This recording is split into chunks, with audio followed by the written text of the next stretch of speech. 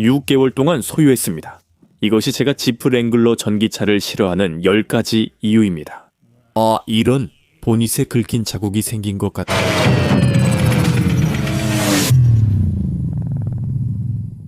이 차는 2024 년형 지프 랭글러 루비콘 사 XE입니다. 저는 지프를 여러 대 소유해봤고 지프 팬입니다. 하지만 사 XE4 바이는 전기차이고 하이브리드입니다. 전기차 색에 조금 발을 담가보고 싶어서 선택했어요. 잘못됐어요 하지 마세요. 그 이유를 말씀드릴게요. 첫 번째로 이 차는 전기차라고 말씀드렸죠. 사 XE입니다. 이게 전기 플러그인 하이브리드 어댑터입니다. 여기다가 충전 케이블을 꽂는 거예요. 이제 바로 본론으로 들어가겠습니다. 이 지프를 6개월 동안 소유했기 때문에 제가 좋아하는 점과 싫어하는 점을 충분히 알고 있다고 생각합니다. 이 차량은 밤새 약 7시간 정도 충전됩니다. 저는 매일 밤마다 충전기를 꽂아둡니다. 아침에 아이들을 학교에 데려다주고 9마일을 운전해서 집에 돌아오면 다시 배터리가 1%가 됩니다. 그러니까 밤새 충전해서 겨우 9마일 정도밖에 못 가는 거죠. 원래는 약 25마일을 갈 수 있다고 나오지만 저는 아직 그 정도 주행거리를 본 적이 없습니다. 정말 말도 안 돼요. 진짜 말도 안 돼요. 그래서 지난 2주 동안 매일 아침마다 차에서 충전기를 뽑았는데 계속 깜빡이고 있었어요. 그런데 배터리가 여전히 0% 나 1%인 거예요. 똑같아요. 이제는 깜빡이기조차 하지 않아요. 충전기를 뺐다가 다시 꽂아볼게요. 빨간색, 초록색, 파란색이 켜지고 여기 보면 문제 감지됨, 충전소를 확인하세요 라고 나와요. 그런데 이건 꽂혀있고 초록불이 들어와 있거든요. 도대체 왜 이러는 거죠? 헷갈려요. 저기 깜빡이면 충전 중이고 빨간불은 충전이 안 되고 있다는 뜻이에요. 방금 충전 코드를 뽑았더니 모든 게 꺼졌어요. 그러니까 확실히 전원이 들어오고 있었던 거죠. 처음에는 혹시 차에서 전원이 공급되는 건가 생각했는데 그건 아니었어요. 진짜 전원이 들어오고 있었던 거예요. 코드를 뽑자 전원이 꺼졌고 다시 꽂으니 초록색, 파란색으로 바뀌며 플러그가 연결된만 뜨고 아무 변화가 없었어요. 무슨 일인지 모르겠어요. 내일 아침에 다시 확인해 볼게요. 다음날 좋아요. 다음날 대략 한 16시간 정도 지났어요. 초록불이 켜졌으니까 어디까지 왔는지 한번 볼게요. 좀 바보 같지만 우리는 항상 저걸 다시 꽂고 문 닫는 걸 잊어요. 왜 그런지 모르겠어요. 정말 간단한 일인데요. 하지만 아이들을 채 태우고 충전기를 다시 꽂으러 오면 항상, 그리고 제 아들도 마찬가지라서 저만 그런 게 아니에요. 이 문을 닫는 걸 잊어버려요. 좋아요. 시동을 걸어볼게요. 그리고 우리는 천천히 12%에 도달했어요. 좋아요. 12%로 얼마나 가는지 볼게요. 집이 바로 저기 있어요. 11%네요. 진입로에서 제 우편함 바로 앞까지 오면서 21%가 줄었어요. 아직 동네도 벗어나지 못했는데 벌써 1%예요. 주행거리를 볼 수 있는데 아마 3마일 정도 된 것 같아요. 그런데 1마일 반쯤 갔을 때 이미 1%였어요. 12%까지 충전했는데 1.5마일간이 1%로 줄었어요. 진짜 말도 안 돼요. 완전 낭비죠. 그리고 여기 제가 있는데 이 차가 4기통 터보치고는 꽤 빠르긴 한데 4기통 엔진이 너무 열심히 돌아가서 소리가 마치 군용 탱크 같아요. 그리고 공회전할 때도 엄청 시끄러워서 정말 말도 안 돼요. 그러니까 제가 이 차에 대해 싫어하는 점이나 전기차라서 생기는 이상한 점들, 그리고 지프라서 불편하거나 짜증나는 점들만 얘기하려는 건 아니에요. 바로 이 사엑스이 엠블럼 아래를 보면 잭이 있어요. 여기가 뉴햄프셔에서 이 차를 산 딜러십입니다. 겨울 한 번을 뉴햄프셔에서 보냈고 제가 직접 플로리다로 운전해 왔습니다. 자세한 내용은 영상에서 다룰 예정입니다. 하지만 이 지프가 뉴햄프셔에서 겨울을 한 번 보낸 것의 문제점은 바로 이거예요. 여기랑 이쪽, 그리고 저쪽, 그리고 지프 아래쪽을 보면 벌써 녹이 슬었어요. 이 차는 주행거리가 15,000마일밖에 안 되고 뉴햄프셔에서 겨울을 한 번만 보냈는데도 녹이 슬었어요. 정말 말도 안 되는 일이죠. 그래서 지프가 오래 못 가는 거예요. 녹에 대해 얘기하자면 만약 여러분이 지프 랭글러 오너이거나 지프 랭글러를 구매하려고 한다면 저를 따라 이쪽으로 와보세요. 이 차는 비교적 깨끗한 편이에요. 왜냐하면 1, 2년밖에 안 됐고 주행거리도 15,000마일밖에 안 되거든요. 하지만 북부 지역에서 온 지프 랭글러처럼의 프레임을 보면 밑부분이 완전히 썩고 바삭바삭하게 부식되어 있어요. 정말 말도 안 되는 일이죠. 만약 제가 15년 된 차를 산다면 거의 폐차장에 들어갈 준비가 되어 있을 정도예요. 종종 프레임에 손가락이 들어갈 정도입니다. 제가 무슨 생각을 했는지 모르겠네요. 이 얘기를 먼저 했어야 했는데요. 다시 충전 포트로 가보겠습니다. 이 차는 하이브리드 플러그인 전기차지만 저는 충전을 할 수 없습니다. 크레이그, 무슨 말이야? 충전하면 안 된다고? 지프 딜러가 이 차는 충전을 권장하지 않는다고라도 했어요. 왜일까요? 왜냐하면 모든 사 XE 차량, 그러니까 랭글러든 그랜드 체로키든 전부 리콜이 걸려있기 때문이에요. 화재가 발생할 수 있다고 알려져 있습니다. 그래서 이 차를 차고에 주차하면 안 되고 다른 차 근처에 주차하면 안 되고 집에서 충전하면 안 된다는 거죠. 전기차 충전 요금에 대해 말씀드릴게요. 제 전기차는 충전하면 불이 날 수 있어 충전이 안 된대요. 이 얘기로 영상을 끝냈어야 했지만 더 할 말이 있습니다. 그래서 지프 감성은 직접 경험해야 안다고 하죠. 지프를 소유해본 사람은 알 거예요. 이 차들은 빠르지 않습니다. 이건 새 지프 랭글러 루비콘이고 타이어도 공격적입니다. 저는 뉴햄프셔에서 이 차를 사서 플로리다까지 운전해 왔어요. 이 차는 시속 65마일 이상이면 힘들고 70마일은 무리고 75마일은 너무 빨라요.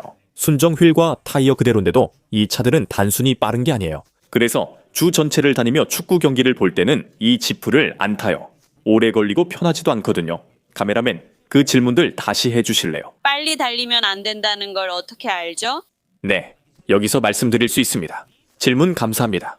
이 타이어는 15,000마일 탔고 이미 마모가 시작됐어요. 참고로 2번 타이어 위치를 바꿨습니다. 루비콘은 좀 더 공격적인 성향이 있는 걸로 알려져 있어요. 그리고 속도를 높일수록 더 많이 달릴수록 타이어가 더 빨리 닳고 마모 속도도 빨라집니다. 이제 두 트레드 높이를 비교하면 확실히 더 낮아졌어요. 겨우 15,000마일인데도 이미 마모가 시작됐습니다. 그래서 도로 소음이 커지고 속도도 줄여야 합니다. 전반적으로 이 타이어는 너무 공격적이라 승차감이 부드럽지 않습니다. 또한 차량 형태와 4기통 터보 엔진으로 인해 빠르지 않아 시속 70마일이어도 90마일처럼 느껴집니다. 전 세계가 우리가 48시간 동안 쉬지 않고 운전했다는 걸 알고 있어. 말해봐. 내가 보여주지도 않을 테니까 그냥 네가 이 지프 랭글러에 대해 뭐라고 했는지 말해봐. 넌 카메라에도 안 나오고 있어. 시속 70마일도 힘들었고 당신을 따라갈 수 없었어요. 내가 없는데도 너는 시속 70마일로 못 따라왔어. 아니요. 그리고 나는 트레일러도 있어. 속도를 내서 70까지 올려야 너를 따라잡을 수 있어. 그리고 그때부터 약간 흔들리기 시작하는 것 같아. 맞지? 맞아. 그 지프 특유의 흔들림, 데스워블이 생기지. 이 차는 솔리드 리어 엑셀이 달려있어. 너한테는 별 의미 없겠지만 고속도로에서는 운전이 별로야. 바람을 맞으면 차가 흔들려. 참고로 이 3W 플로어 라이너봐. 내 카펫을 지켜줘. 그래서 나는 B8 랭글러를 갖고 싶지만 연비가 정말 안 좋다고 하더라고. 6기통 엔진도 꽤 훌륭하지만 4기통 터보는 하이브리드라서 연비가 정말 좋다고 하더라고. 여기 보면 나는 4기통 엔진으로 갤런당 평균 22.2마일을 달리고 있어.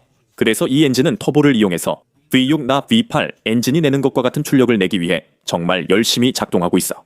그래서 내 생각엔 이 엔진이 더 크고 큰 엔진들만큼 오래 가지는 못할 것 같아. 그리고 나는 여전히 플러그인 하이브리드 전기차로 갤런당 22.2마일 밖에 못 가고 있어. 그리고 나는 이 차를 전기 배터리만으로 최대한 많이 운전하려고 노력하고 있는데 그래도 평균적으로 갤런당 22.2마일 밖에 나오지 않아. 그러니까 연비에 대해 말하자면 그 22.2mpg는 전기 배터리를 사용하는 걸 감안한 평균이야. 아까도 말했지만 전기 배터리는 9마일에서 25마일까지 갈 수 있어. 그래서 만약 25마일 이상 장거리 여행을 간다면 네가 사용하는 건 4기통 터보 엔진뿐이야. 그래서 연비가 상당히 떨어져. 내가 말했잖아. 우리는 이 차를 뉴햄프셔에서 플로리다까지 운전했는데 4기통 엔진으로 평균 연비가 17mpg밖에 안 나왔고 시속 65에서 70마일 밖에 못 달렸어. 이제 연비나 마일당 갤런에 대해 마지막으로 한 가지만 더 말할게. 사실 나는 이 차를 충전하는 걸 자주 잊어버려. 집에 와서 플러그를 꽂는 걸 깜빡하는 밤들이 종종 있고 아침에 일어나면 내 지프를 타러 가는데 배터리가 1%밖에 안 남아있는 거야. 그건 완전히 내 실수지만 그래도 나와서 내 차가 1%밖에 안 남아있는 걸 보면 짜증나. 그건 전적으로 내 잘못이야. 자, 정말 놀라운 얘기가 있어. 나는 이 캐딜락 ESV 6.2L 400마력 V8 SUV를 몰고 트레일러에 제트스키 2대, 짐으로 가득 찬 휠 한 세트, 아이 둘, 강아지 한 마리까지 태우고 노스캐롤라이나에서 사우스캐롤라이나까지 갔는데 $33 11갤런 밖에 안 들었어. 지금 막 이 지프 랭글러 4XE 시동거는 소리 들었지? 엄청 시끄럽고 4기통 터보 4XE 플러그인 하이브리드. 야, 뭐 효율이 엄청 좋다고 하는데 이런저런 얘기지. 이 트럭은 아무것도 견인하지 않고 이 B8 에스컬레이드와 똑같은 거리를 달렸어. $31, 10.75갤런. 그러니까 이 차는 11.49갤런을 썼고 이 차는 10.7갤런을 썼어.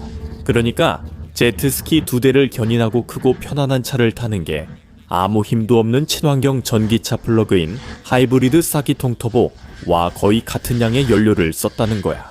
오, 저기요. 이 배터리에 대해 얘기해 봅시다. 저게 바로 당신의 하이브리드 배터리입니다. 좌석 아래에 있는데 엄청나게 크고 거대하고 뭐 어떤 단어를 써도 될 만큼 정말 큽니다. 그리고 이 좌석 아래 있어요. 특별한 바닥 매트를 따로 구입해야 해요.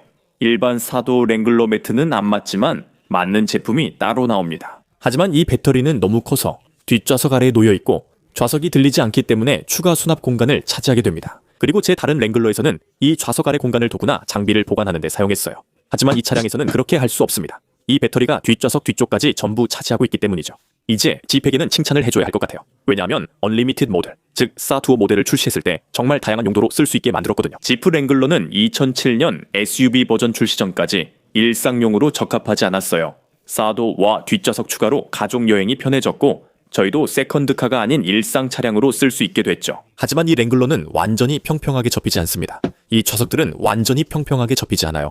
이제 헤드레스트를 옮길게요. 완전히 평평하게 안 접혀서 공간이 필요해요. 이 차는 제 일상 차량이에요. 하지만 여기에 뭘 넣으면 다 뒤로 굴러가고 뒤에서 중간까지 큰 물건은 넣을 수가 없어요. 그래서 시트를 접지 않고 무거운 걸 올리지 않으려 해요.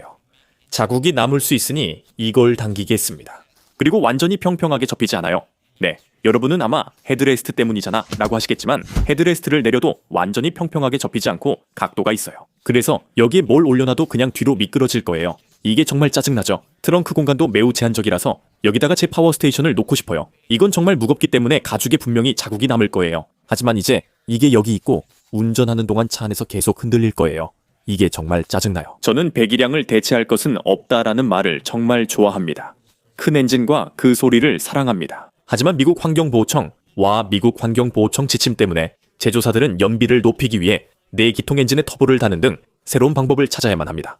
제 생각엔 이건 정말 말도 안 되는 일이에요. 이 차량을 시동 걸면 작동할 때 제트 엔진처럼 들립니다. 이 작은 4기통 엔진은 정말 시끄럽고 종종 공회전 상태에서도 제트 엔진 소리가 납니다. 보이시죠? 게다가 제 귀에는 싸구려로 들립니다. 집, 파트류나 컴파스 같은 차. 그리고 이 엔진도 일회용처럼 느껴집니다. 그리고 거의 5만 달러 차량에서 그런 건 선택지조차 아니어야 한다고 생각합니다. 제 집 패트리어트가 고장나기 전 들었던 소리랑 비슷해요. 가끔은 제가 맞추기도 하네요. 이제 전자장치 얘기를 해봅시다. 이 차량은 전기차이자 전자식이며 파워 스티어링도 전자식입니다. 모든 게 작동하고 켜져야 사용 가능합니다. 그래서 핸들을 돌리려면 전자식 파워 스티어링이 켜질 때까지 기다려둬야 해요. 모든 것이 전자식입니다. 이제 안전 기능을 보세요. 제가 드라이브에 넣으면 자, 앞으로 가봅시다. 자동 주차가 작동됐네요. 뒤로 변속한 다음 원하는 기어로 바꾸라고 합니다. 그래서 도어가 열려 있으면 랭글러임에도 불구하고 운전을 할 수가 없어요. 다시 말씀드릴게요. 이 문은 탈착이 가능하지만 차 문이 열려 있으면 후진을 할 수 없습니다. 계속 진행하세요. 시아버지는 못 하실 거예요. 트레일러는 어떻게 끄나요? 그거 물어보시다니 재밌네요. 네, 견인 패키지 있습니다. 트레일러에 차량을 후진해서 맞추는 사람들은 거의 처음 시도에 성공하지 못해요. 그래서 저는 종종 이렇게 차량을 후진시켜요. 후진 기어를 넣어볼게요. 제 후진등이 켜졌나요? 네, 아마도요. 그럼 후진해볼게요. 후진이 안 되네요. 그럼 다시 주차해 놓고 다시 후진해 넣고 이제 후진할 수 있어요. 다시 주차해 놓을게요. 그리고 아니네요. 아직 제대로 맞춰지지 않았어요. 다시 해볼게요.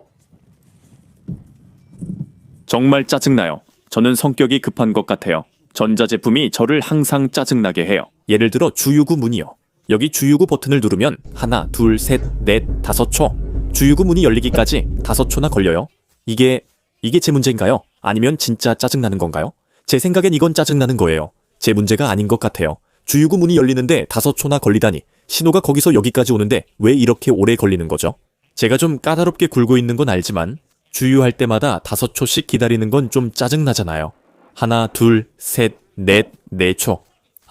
진짜 왜 이래? 이제 체이스가 주유할 거예요. 그런데 주유구 문을 열려면 버튼을 눌러야 해서 번거롭죠. 자, 문을 열어보세요. 제 에스컬레이드는 2016년식이라 주유캡이 필요 없을 만큼 새 차예요. 반면 지프 랭글러는 아직도 주유캡과 연료도 잠금 장치를 써야 해요. 예전 지프 랭글러는 연료도 없이 주유캡만 있었어요. 왜 그랬는지, 목적이 뭔지, 왜 잠겨 있는지 저도 모르겠어요. 사람들이 제사 기통 차량에서 연료를 훔쳐가지 못하게 하려고 그런 걸까요? 이 차는 연료가 한 12갤런 정도 들어가거든요. 정정하겠습니다. 17.2갤런이네요. 그러니까 만약 잠궈두지 않으면 누군가 제 차에서 17갤런이나 되는 기름을 훔쳐갈 수도 있겠네요. 제가 좀 꼬치꼬치 따지는 것 같긴 한데 지프 오너로서 이게 정말 자주 짜증나거든요. 헤드라이트랑 주간 주행등이 항상 켜져 있어요. 심지어 꺼도 그렇죠. 근데 크레이그, 그게 왜 그렇게 큰 문제예요? 저는 매일 밤 어둠 속에서 아이들을 축구장에서 데려오고 제 차는 보통 다른 학부모 차와 마주 서 있어요. 그래서 예의상 헤드라이트를 끄죠. 아니면 누군가의 진입로에 들어가서 후진하거나 방향을 돌릴 때도 저는 예의상 헤드라이트를 꺼요. 그런데 이 차선 그게 안 돼요. 믿기지 않으세요? 이걸 보세요. 자, 비디오 촬영하시는 분, 제 불이 켜져 있나요? 지금 오토 모드예요? 지금 제 불이 켜져 있나요? 제 불이 켜져 있어요. 지금은 주간 주행등만 켜져 있어요. 지금 모든 불이 켜져 있나요? 좋아요. 이제 꺼볼게요. 지금 모든 불이 켜져 있나요? 지금 불이 꺼졌는데도 켜져 있다고요? 비상 브레이크를 당겨도 불이 그대로인가요? 정말 이해할 수 없어요. 그래서 왜 이게 문제냐면 크레이그, 플로리다가 더우니까 에어컨을 틀고 싶어요. 그런데 차를 끄면 헤드라이트도 꺼지고 저는 땀을 많이 흘리게 돼요. 아니면 추운 곳에 있으면 히터를 틀고 싶잖아요. 그러려면 차가 켜져 있어야 해요. 그래서 불은 항상 켜져 있을 수밖에 없어요. 끄는 옵션이 없는 거죠. 어쩌면 있을 수도 있고 없을 수도 있는데 여러분이 저한테 알려주세요. 저는 아직 못 찾았거든요. 4가지, 5가지 방법을 보여드렸지만 불은 계속 켜져 있었어요. 비디오그래퍼의 해설도 대단했지만 영상엔 담기지 못해 아쉬워요. 정말 배터리 낭비입니다. 그리고 만약 누군가를 몰래 지켜보고 있다면 그 사람이 당신이 있는 걸 알게 될 거예요. 불이 항상 켜져 있으니까 어둠 속에서 차를 숨길 수가 없죠. 물론 저는 그런 짓 안 해다네요. 우리 모두 지프 랭글러는 물이 샌다는 걸 알고 있죠. 이건 집만의 특징이에요. 놀랍게도 이건 정말 괜찮아요. 이건 프리미엄 패브릭 탑이고 비닐 탑이 아니에요. 세차장에 들어가도 그렇게 심하게 새지 않아요. 그래서 이 부분은 인정해야겠어요. 제가 예상했던 것처럼 물이 새지 않더라고요. 하지만 소프트탑을 씌운 상태에서는 뒷좌석에 타기가 정말 불편해요. 그래서 저는 그냥 이렇게 할게요. 잠깐만요. 골프채를 그냥 평소처럼 꺼내보려고 해요.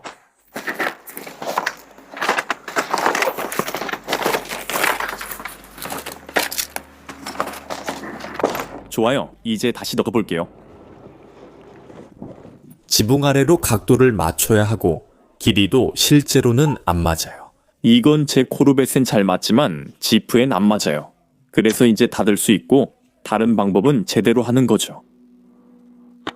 하나, 둘, 여기, 저기. 빙고. 내 골프채를 적절하게 빼줘. 내 골프채를 넣어줘. 적절하게. 위쪽을 다시 덮고 제자리에 접어넣어. 내가 그렇게 했나? 아니. 그래. 이렇게 하고 그리고 여기. 그리고 여기. 그리고 또 여기. 그리고 여기. 이제 이게 방수는 확실히 되니까 그 점은 인정할게요. 이 창문은 예전 소프트탑 버전보다 훨씬 좋아요. 솔직히 그렇게 하고 싶지도 않고 인내심도 없어요. 이 영상만 봐도 제 인내심 부족이 확실히 드러나요. 저는 매번 랭글러에서 뭔가 꺼낼 때마다 그렇게 하고 싶지 않아요. 그냥 다시 들어가. 제발 가만히 있어. 가만히 있어. 잘했어. 이리 와봐. 여기 이 부분 보이세요? 아마 바로 이 근처요. 자, 제 손가락을 따라오세요. 골프채가 떨어졌어요. 제 손가락을 따라오세요. 뭔가 밀리면 창문에 자국이 남아요. 제 손가락도 방금 그랬어요. 보이시나요? 아니면 저만 보나요? 제가 좀 꼬치꼬치 따지는 것 같지만 이게 맵포켓 얘기로 자연스럽게 이어집니다. 보시면 이건 평평해서 맵포켓에 쉽게 들어갑니다. 집 랭글러를 소유해보셨다면 아시겠지만 그물망이 쉽게 늘어나서 물건을 제대로 넣기 어렵습니다. 15,000마일을 탔는데 골프공 때문에 이렇게 늘어났어요. 이제 몇 년이 지나면 예를 들어 10년 된 집이라고 해도 그렇게 오래된 건 아니잖아요. 그런데 이런 그물망은 항상 이렇게 헐렁하고 축 늘어져 있습니다. 사람들이 골프공이나 선크림 같은 걸 이 그물망에 넣어서 그래요. 이건 진짜 문제입니다. 제가 괜히 꼬치꼬치 따지는 게 아니에요. 자, 여기 2011년식 집 랭글러가 있습니다. 그리고 시간이 지나면 어떻게 되는지 보실 수 있습니다. 이게 그냥 자연스럽게 이렇게 되는 거예요. 여기가 뒷문이고 여기가 조수석 문인데 완전히 헐렁하게 축 늘어진 모습이죠. 저는 신용카드 4장과 운전면허증을 3주간 잃어버렸지만 어딘가 있을 거라 생각해 재발급을 거부했어요. 제 지갑은 보통 여기에 들어가는데 사실 여기는 열쇠를 두는 자리예요. 정말 똑똑하고 편리하죠. 이런 점이 마음에 들어요. 제 지갑도 여기에 잘 들어갑니다. 하지만 가끔은 그냥 아무데나 던져넣기도 해요. 내 신용카드가 좌석 밑에 있는 건가? 바닥 매트 밑에 있는 건가? 도대체 어디 있는 거지? 분명 어딘가에 있을 텐데요. 이 영상을 촬영하러 오는 길에야 비로소 그게 어디에 있을지 알게 됐어요. 여기서 즉석 복권을 집으려고 했거든요. 그리고 이거 좀 보세요. 비상 브레이크에 거의 보이지 않게 끼어 있었어요. 제 신용카드랑 운전면허증도 분명 저 안에 있을 거예요. 그런데 분해하지 않으면 꺼낼 수가 없네요. 정말 제 신용카드가 보여요. 저기에 있었네요. 정말 짜증나요. 여러분은 지금 깨달음을 얻는 순간을 본 거예요. 해설인가요? 그거 다시 못 찾을 것 같아. 그래, 그건 이제 영원히 거기 있을 거야. 이 안테나는 운전할 때마다 흔들려서 항상 느슨해 보여. 저기 세게 부딪혀서 칠도 벗겨졌고 팬더도 그래. 방금 세차했는데 신경 쓰여. 여기 얼마나 많이 끼는지 봐. 자, 가까이 와봐. 저기 안에 저렇게 다 끼는데 세차할 때도 잘 안 빠져. 이걸 괜히 했네. 이제 정말 신경 쓰일 거야. 특히 가을에 낙엽 떨어질 때는 더 그렇지. 아니면 나무 밑에 주차하면 진짜 별의별 게 다 끼어. 잠깐만 좀 볼게. 그래도 아직 뭐가 껴있어. 괜히 했네. 이제 겨울에 그게 소금이라고 상상해봐. 도로에서 운전하면서 라다다 소금이 얼음을 녹이고 소금이 여기저기 다 끼어. 여기 안에도 들어가고. 그런 슬러시가 거기 그대로 남아서 플라스틱 팬더가 금속 팬더의 볼트로 고정된 그 부분 주위에 녹이 슬게 될 거야. 그리고 짠 공기까지. 그리고 짠 공기까지. 이제 제가 6개월 동안 소유하면서 목록을 만들어봤어요. 그리고 그게 바로 지프에 대해 저를 짜증나게 하는 작은 이상함들, 특이한 점들이에요. 물론 W 랭글러에는 멋진 기능들도 정말 많죠. 제 말은 저는 해변 근처에 살기 때문에 항상 소프트탑을 가지고 있다는 게 정말 멋진 일이에요. 소프트탑을 장착했을 때 하드탑을 옮기는 게 얼마나 불편한지조차 언급하지 않았네요. 그 하드탑은 항상 걸리적거리지만 이 소프트탑은 정말 가지고 있기에 좋아요. 저는 항상 컨버터블을 가지고 있고 항상 사륜구동 차량이 있어서 견인도 할 수 있어요. 북쪽에 산다면 제설 작업도 할 수 있고 가족도 태울 수 있고 장도 볼 수 있고 아내도 탈 수 있고 저도 탈 수 있어요. 항상 멋지지만 정말 짜증나는 점도 있어요. 예를 들어 이 디스플레이의 정보가 얼마나 많이 뜨는지 아세요? 차를 켜거나 운전할 때 너무 많은 정보가 한꺼번에 나와서 어디에 집중해야 할지 모르겠어요. 뭔가 계속 저한테 이것저것 알려주고 있거든요. 유커넥트 시스템도 있는데 버튼이 정말 많아요. 영상에서 괜히 까다롭게 구는 걸 수도 있지만 위쪽에 많은 것들이 있습니다. 지프 랭글러 구매를 고민하는 분들을 위해 이 영상을 만들었습니다. 저는 이 차를 좋아해서 추천하지만 6개월 넘게 타보니 불편한 점도 있더라고요. 구매 전 참고하시면 좋겠습니다. 저는 사이크스의 모델은 선택하지 않았을 것 같아요. 왜냐하면 불이 날 수 있기 때문이고 제 차고에 주차할 수 없기 때문이고 다른 차들 근처에 주차할 수 없기 때문이고 전기 하이브리드임에도 불구하고 충전도 할 수 없기 때문입니다. 그게 가장 큰 이유예요. 저는 6기통을 선택했겠지만 돈이 더 많았다면 V8을 샀을 거예요. 그런데 2018년 이후 소프트탑은 훨씬 좋아졌어요. 예전보다 훨씬 발전했고 바람에도 흔들리지 않아요. 프리미엄 패브릭 탑은 업그레이드할 가치가 정말 충분했어요. 정말 마음에 들어요. 그리고 이제 지프탑도 한 손으로 아주 쉽게 접을 수 있어요. 여기 접고 또 여기 접고 그리고 나가면 전체가 그냥 뒤로 접혀요. 이제 유압 피스톤이 달려있어서 천천히 뒤로 넘어가고 한 손으로도 할 수 있어요. 이전 세대는 그냥 확 넘어갔거든요. 이게 훨씬 더 쉽고 트랙 시스템이 있어서 완전히 뒤로 젖히는 것도 훨씬 간단해요. 이제 닫을 때 한 손으로도 닫을 수 있을까요? 네, 닫는 것도 훨씬 더 쉬워요. 여러분이 랭글러를 선택하는 이유는 다재다능하고 재미있으며 오픈카로 변신이 가능하고 가족에게 잘 맞기 때문이죠. 시속 65마일 이상만 제외하면 거의 모든 게 가능합니다. 저는 제 지프를 정말 좋아하지만 이 지프에 대해 마음에 안 드는 점도 많아요. 이 영상이 유익했다면 그랬길 바라는데 아래에 여러분이 좋았던 점, 마음에 안 들었던 점을 댓글로 남겨주세요. 그리고 좋아요도 정말 감사드립니다. 지프 랭글러와 자동차 콘텐츠를 좋아하신다면 구독해주세요. 플라잉 휠스의 크레이그였습니다. 시청해주셔서 감사합니다.